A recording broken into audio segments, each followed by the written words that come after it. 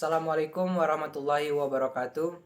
Perkenalkan, nama saya Satria, NPM 18411023. Dan di sini saya bersama rekan saya yang bernama Dova Merdiano, MPM 18411022.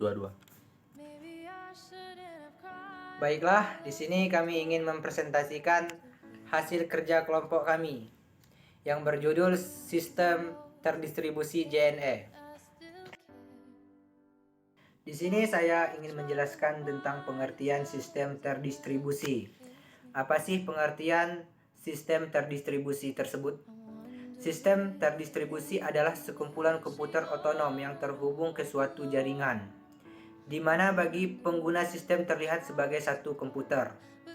Maksud komputer otonom adalah walaupun komputer tidak terhubung ke jaringan, komputer tersebut tetap berjalan. Selanjutnya, pengertian JNE.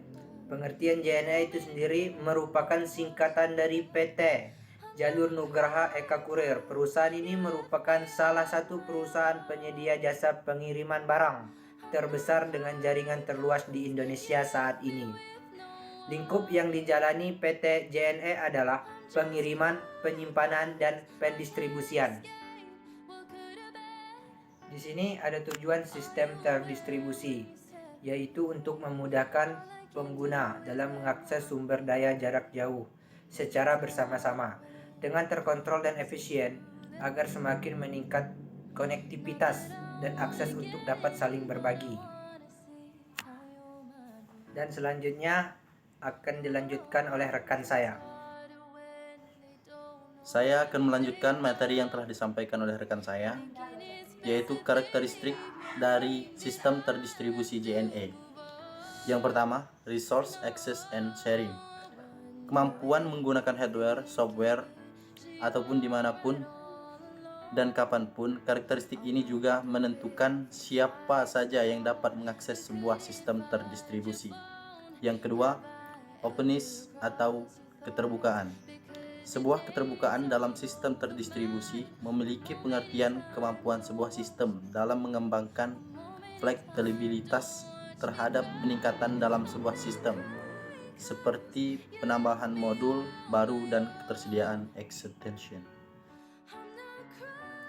Dan yang ketiga, konkurensi, yaitu semua proses dalam sistem distribusi dilakukan secara konkurensi atau secara bersama-sama. Hal ini dilakukan untuk mencegah inkonsistensi dan ketidakvalidan sebuah data dan proses, sebagai contoh dalam aplikasi web yang diakses oleh banyak user. Dan selanjutnya, scalability. Sebuah sistem terdistribusi harus ditingkatkan kinerjanya tanpa mengubah komponen-komponen di dalam, sebagai contoh sebuah aplikasi web yang digunakan oleh user yang terlalu banyak. Selanjutnya, fault tolerance atau toleransi kesalahan, yaitu kesalahan pasti terjadi dalam sebuah sistem, entah itu disebabkan oleh masalah jaringan, power supply, bencana alam, atau human error. Sebuah terdistribusi dirancang memiliki kemampuan untuk menangani hal-hal tersebut. Selanjutnya, transparansi.